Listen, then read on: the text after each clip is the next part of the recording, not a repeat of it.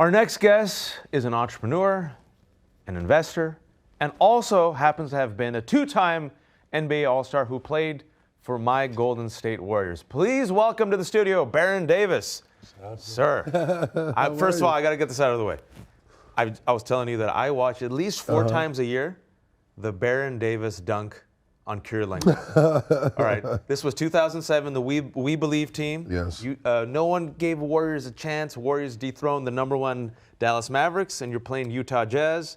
It's at the Oracle, and Baron Davis decides to just posterize Kirilenko, to destroy him on live television. That moment, that dunk, do you even go back and say, that's a dope dunk? Yeah, people, I think it's like people's motivation or like, it's like the meme for the underdog or for like, a lot of like entrepreneurs out there, they use it. So I see it every day. It hypes me up. It gets pretty hyped. I'm like, I can't jump like that, but maybe I can have a Baron Davis moment. You definitely can. And real quick, before it was cool and before there was this young talent by the name of James Harden, you, sir, were the one who introduced the facial hair and the beard, before the hipsters. Yeah, the whole Fear the Beard campaign, that came from us. Do you ever feel like you should get more credit for that? Like it was me, the OG is still here. Nah, because there were beards before me, the great Clyde Frazier, Earl the Pearl Monroe, like that was, when I played, that was me, James Worthy, that was me paying homage to like the old school players as I got older. It was like to rock the beard. But you know what? You succeeded as an athlete. Mm-hmm. You made money as an athlete. Mm-hmm. And now you're both an artist and an investor. And you're actually here at South by Southwest on two different panels, athlete as an artist, athlete as an investor. And specifically about investing, the concern that I have, we've been talking about this just coincidentally with the crew, is you got all these young bucks, NFL, NBA, young kids. They make their money a little bit, they get injured, they're done. Who teaches them what to do with their life after sports? I feel like this generation of athletes, they come into it differently. When I came into it, you had to kind of use basketball as your learning tool and figure people out and take classes, and the NBA had seminars and workshops. The Players Association had that, and so it was almost like a learn on the job type of thing. This was back in the day when you were playing? This was back in 2000. Now, speed ahead 2022, you start seeing the athletes, they're already a business going in. Whether it's fashion, they want to be in content, they are giving their fans more and more of them. And so I think now, as athletes start to transition, we built a business called Business Inside the Game. And I always say I got my MBA from the NBA, right? And so, our goal is to really help, guide athletes, entrepreneurs in the right direction, invest in them, help them find the right investments, right? And just almost build an ecosystem where, there's an all for one, one for all type of mentality.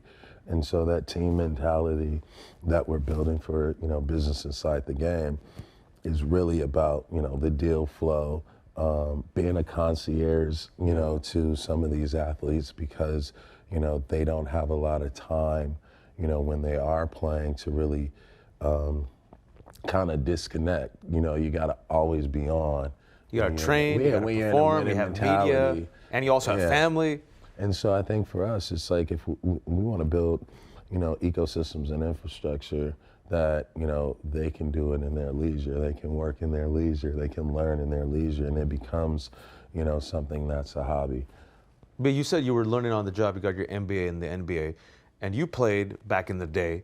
Who were your mentors then? Because that mindset didn't exist in 2005. Oh, I'm going to go in with my brand. It was like, oh, I'm a basketball player. Yeah, I just say I drew inspiration from, a lot of people in the ecosystem. And I would say, my first agent, Arn Tellem and Bob Myers, they were great. And then I left, right, and became my own agent. And so it was, Which was a bold move at that time. Was Super Bowl. Because Richard Sherman did it. Sherman did it when it came to the Niners, and people, but even then they were like, okay. Sherman was like, that was like 2010, 28, you know. But you did it. You did it. You were the first one. They're like 2000. Yeah. Like, how can Barron be his own agent? Yeah, I mean, you know, I was frowned upon. I was looked down. They were telling me I wouldn't make it, and like how it, you know, it wasn't a smart thing to do. But for me, I felt like it forced me to learn everything about the business that I would need to if I were to ever manage or represent an athlete. And do you do that now? Do you feel like, okay, I'm going to manage talent?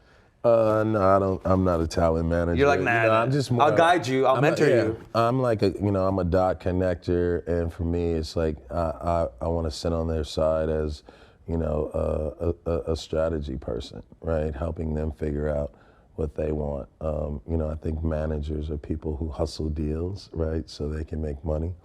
My job is not that. I don't want to make money off the athletes. I want to help them make money and point them in a direction where they can also learn, right, and become who they want to become, right? So it's not so much about, you know, the value exchange of money for us. It's about being in the ecosystem and know that you're going to be taken care of, right? Because your sport is going to pay you, right? And so if your sport is going to pay you, then your mind should be at ease, and everything else should have, you know, purpose to it. You had some very astute, I would say precocious investments that have paid off big time.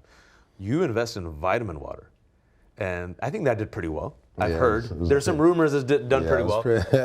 For those artists who are watching right now, for those entrepreneurs, for those athletes, can you give them some advice to ride the wave early, to see the wave and ride it? What do you see? What are some trends where you say, you know what, this is my hard-earned wisdom about how you can catch it and ride the wave? Just say pay attention to like the world around you. You know, it's like you go to a grocery store, right? I go to a grocery store. I do too. Right, yeah. And you know, whether it's I'm buying cereal or I'm buying, you know, cleaning products for the house, like I'm always just looking at the brands, right? And so it's like pay attention, you know, to the world around you, the things you're spending your money on, the places you're spending your money on, the clothes, right? The products you're buying. And I think for me, it was just vitamin water. That was something that, as an athlete, it was in our ecosystem, and it just, you know, made sense. Vitamin water, rehydration, you know, another substitute for Gatorade or Powerade at the time, right? And, you know, it was like I was using it. My best friend was my trainer. He was drinking it all the time. We go to New York. It was in the bodegas.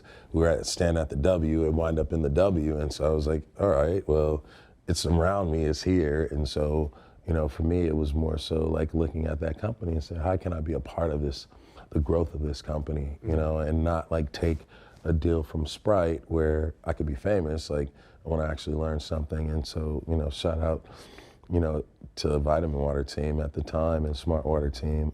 We expect cases of vitamin water, by the way, to hydrate us for the next 5 days. But you also, in addition to being an investor, what's also unique about you is you're also a creator.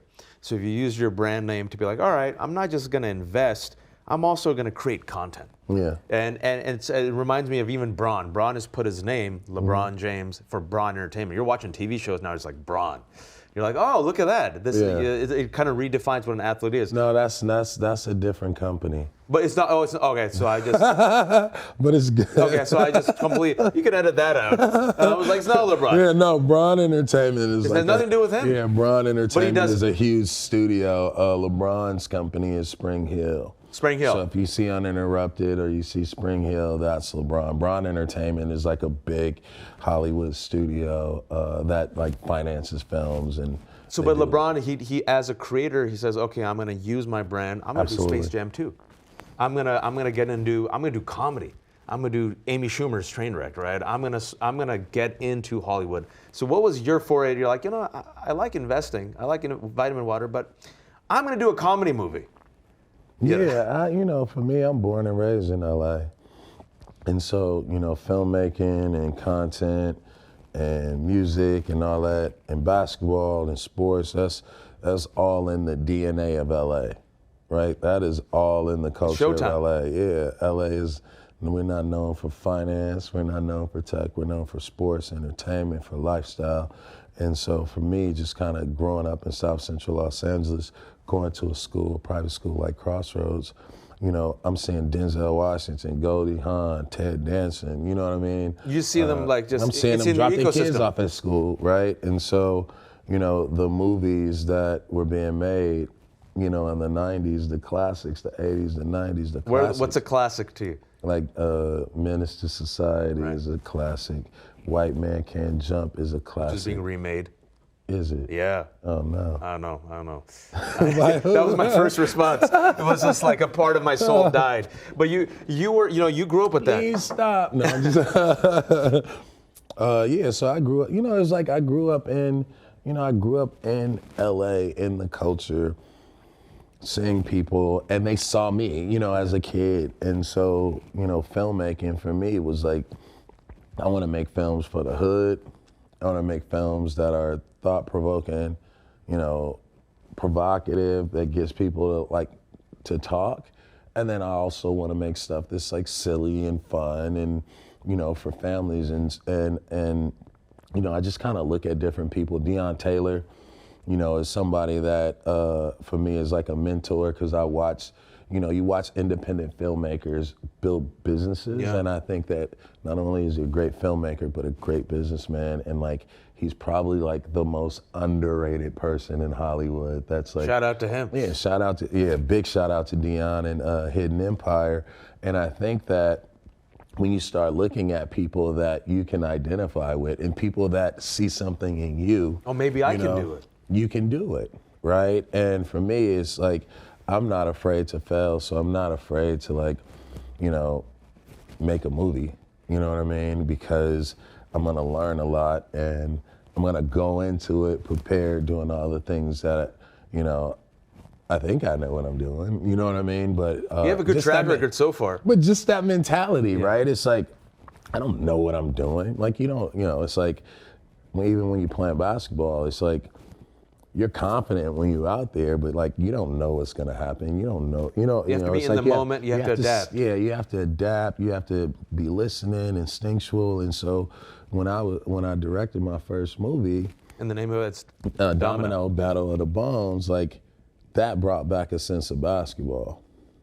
But it's also like, you know, for me, like, I had a team of people that I could rely on, like, that could shoot, you know, co-directors that could shoot, a producer, you know, who went on to Disney, and she was amazing, just keeping everything together. So as I was doing, I was learning. So the next one will be hopefully better than this one, right? And I took that approach, and I think it's almost like, this is my rookie year. Figure out how to play, what's the routine, how do you do it? You want to get on the court. You wanna get on the get court, minutes. yeah. You want to build it. You want to get familiar with Yeah. the gyms. You want to get familiar with the people, the sound, the noises, the sense of it, right? And then, like, as you move up, it's like every year you're gonna get better, and then you're gonna be an all-star, get that all-star moment or that IP that people are gonna say, you know what, like, we've seen progress, and we can trust that, you know, his next one is gonna be better than his last. So staying on this road of being a director and a creator, you're like, all right, I got the first one under my belt. For the second one, what genre do you want to do? Who's your ideal cast? My next movie that I would love to direct would be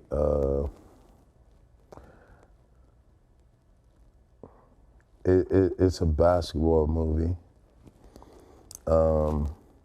Bronny or Bryce as a star. And then, like, all the young NIL kids and high school kids. So it's a basketball movie, kind of similar to like a Menace to Society meets He Got Game. Shout out He Got Game, great underrated movie, by the way. Shout out to Spike Lee. Yeah.